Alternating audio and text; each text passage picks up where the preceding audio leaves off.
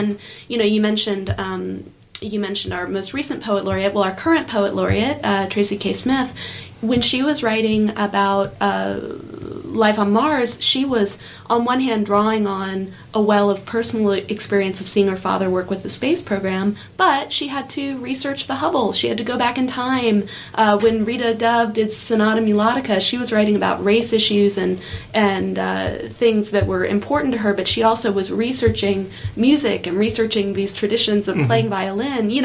I am a curious soul, and I do get bored easily, and I need poems to teach me something new about the world. I need the act of writing them to teach me something new. And so that's just where I happen to be in this moment. Yeah. And while we're on the subject of the self, you've also written nonfiction.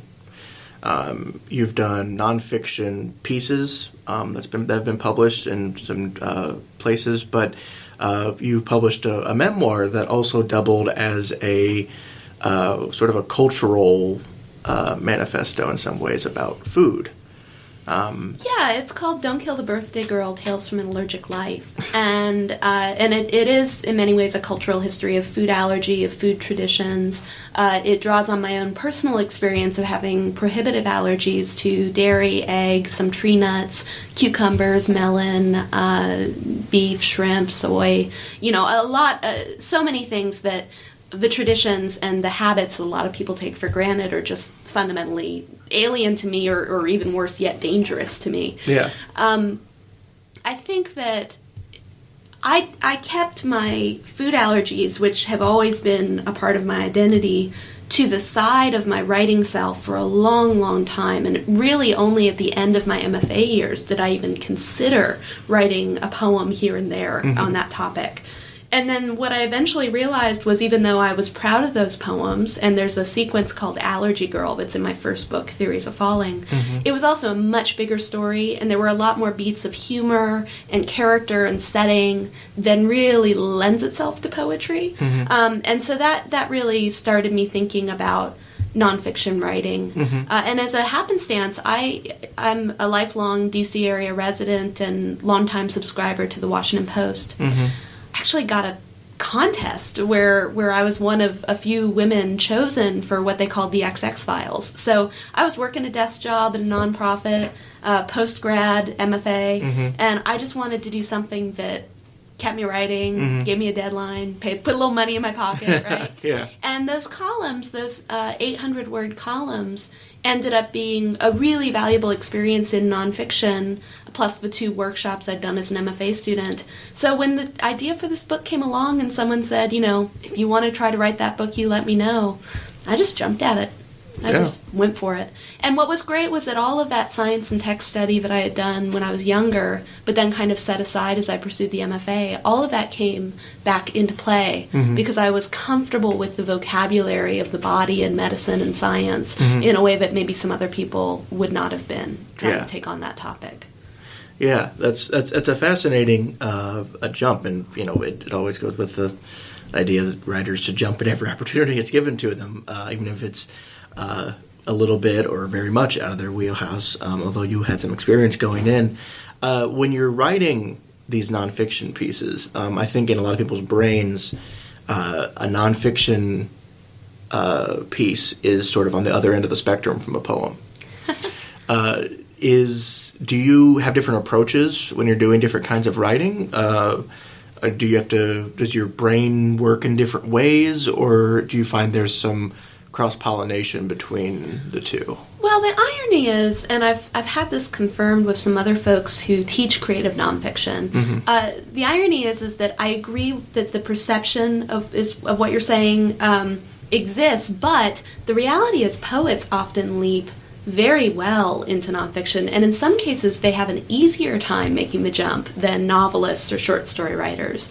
I think because we're interested in unconventional structures and finding metaphors, we are used to accepting that there may not be a perfect narrative available with a clear climax, conflict, climax, resolution, rising and falling tension, right? And that's not how real life works most of the time. So we have to bring in this shaping impulse that certainly, a mentor of mine, Richard McCann, both a poet and a nonfiction writer, said early on to me about these Washington Post pieces. He said, I love that length of essay. It gives you just enough time to open something and close it, and he was right. And now, even as I increasingly work at longer lengths, a full 60,000 word book, working on another book, I have a couple of 5,000 word essays coming out this year in anthologies or journals, I still kind of go back to that driving unit of the 800 words, where sometimes it's a matter of just thinking in terms of those sections and assembling something larger from that.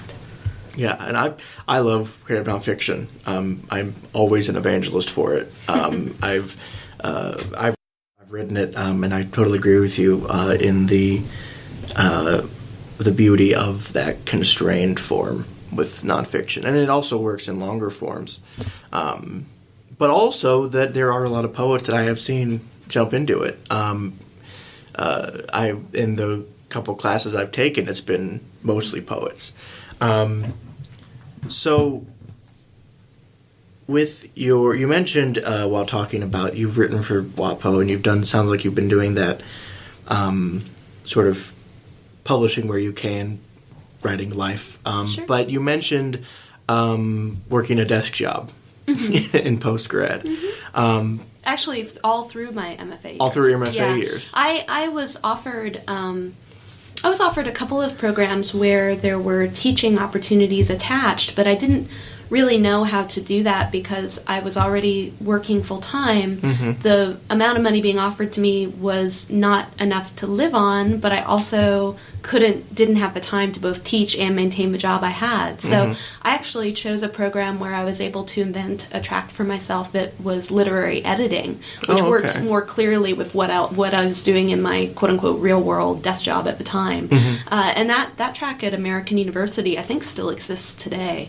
So I've kind of always resisted the presumption that teaching and writing have to be the strongest combination. I think it's important to stay open to other possibilities, especially in D.C. I know people who work in government, post office, agriculture offices, travel offices, and they're really interesting writers who've found a different way to pay the bills. Yeah. Do you think that working a job or working I'm sure you worked other jobs before that. Do you think that those had any effect on your writing, on your poetry, or how you approach it, or were they were able to keep it separate? Well, nothing quite so literal as I ended up writing about what I was using in my job life, right? But, I worked at the American Scholar, which is a magazine, and I signed their book reviews. I've run book awards. Those types of jobs are great because you get a behind-the-scenes look at how these processes of, how money's given, how travel is arranged, how articles get assigned. You're looking at it from the other side. You're not looking at it from the vulnerability or the ego of the author hoping to be covered, right? And so I learned a lot about just professionalizing myself subsequently as an author moving through the world. Similarly, I worked as the assistant to husband and wife, both writers. She's an art historian. He's more of a political historian. And again, the work I was doing was sometimes very tedious, very banal. It was itineraries and travel, and but I learned so much about how to run my own life as a writer. So those were really valuable opportunities. Frankly, I don't think I fully appreciated them at the time. It's hard to when you're staring down, 8 hours of making schedules to feel like, you're selfish about your own writing time. And no, absolutely. How when you were doing those jobs, and working full time and writing, how did you make time? How did you find time to keep working and improving as a writer? I know you were in an MFA program, but even then. Well, again, I was fortunate in that the people around me always seemed to take pride and be supportive of my identity as a writer, so I never felt like I had to keep it secret. And frankly, there were probably some times when people turned a polite eye to, shall we say, some usage of office resources, right? Definitely a few times when someone went out to pick up their print underneath it addressed to an editor, and people were very gracious about that. So thank you all my previous employers. You have to make that stuff work for you, and the reality is every job does have usually some small amounts of downtime, at least desk jobs, white collar jobs, and you have to learn how to use those in a way that makes sense for you, because otherwise, especially in this age, it'll just go down the black hole of the internet. Your Twitter presence might pick up a few more followers, but if you can get a submission out of it or the first few lines of a poem, I think you've taken the better route. Yeah, in between bites of your sandwich, write a couple poems, or make some coffee while you're waiting, submit a poem, that kind of thing. I actually I miss my metro commute. That is the one odd thing. It was a pain. I cursed it the days that I was late, but gosh, that used to be 40 minutes of my day, 20 minutes each way, that I knew I would just be sitting and reading. And actually that was, in hindsight, really golden time. And I will say that something nice about the DC Metro is it seems like it's a little more conducive to... DC's a really well-read city. I mean, there's a lot of reasons why I've stayed there. It's proximity to my family, it's ease of travel elsewhere, it's a vibrant art scene, but it's particularly a place where people love books. The only thing that gets to me, and I think others would agree, is it's a very fragmented scene. So any given night you've got at least 6 or 7 great things going on, and they probably don't even know about each other. In particular, it mystifies me as a nonfiction writer, because you've got great memoirists and personal essay writers, and then also journalists, right? And I think maybe sometimes they have a little bit more to learn from each other than the conversations really suggest or acknowledge. Yeah, and as a DC writer, we'll stay on the topic of the scene because I'm always curious. It's the capital. It's where all the politicians are. How is the art being produced more political in DC, or is it about? Do you think it kind of is normal? Maybe even less so because of its proximity. Well, you put your finger on something, which is that actually a lot of the longtime DC folks are, DC is a deeply blue city. It's very important to realize. I mean, I think we voted 94% for Hillary Clinton or something. So that is such a bulwark of a shared set of liberal democratic values that a lot of the long-timers don't really see much of a value in getting involved in the larger scale tussles, because we're all kind of in agreement. But we also don't have representation. I mean, there's a lot of issues of kind of a lack of agency. But we are political in the sense of politically aware, and we don't hesitate to express our opinions. And certainly Split This Rock has just been a lightning rod for attention to how really well-crafted poetry can be political and powerful and moving. And the Split This Rock Festival, which takes place every 2 years and is coming up in the spring, is just an incredible 3 days that pulls people from all around the country. That scene is active. They do readings in spaces, including busboys and poets, but also some really great spaces a little older than busboys. Then you also have some energy around Bridge Street Books, which is a more experimentalist scene, maybe some folks coming out of Buffalo, New York, or West Coast Poetics. You have Duende District, a new pop-up that is exclusively featuring voices of color. You just have, there's a lot going on. And, elephant in the room, how has the...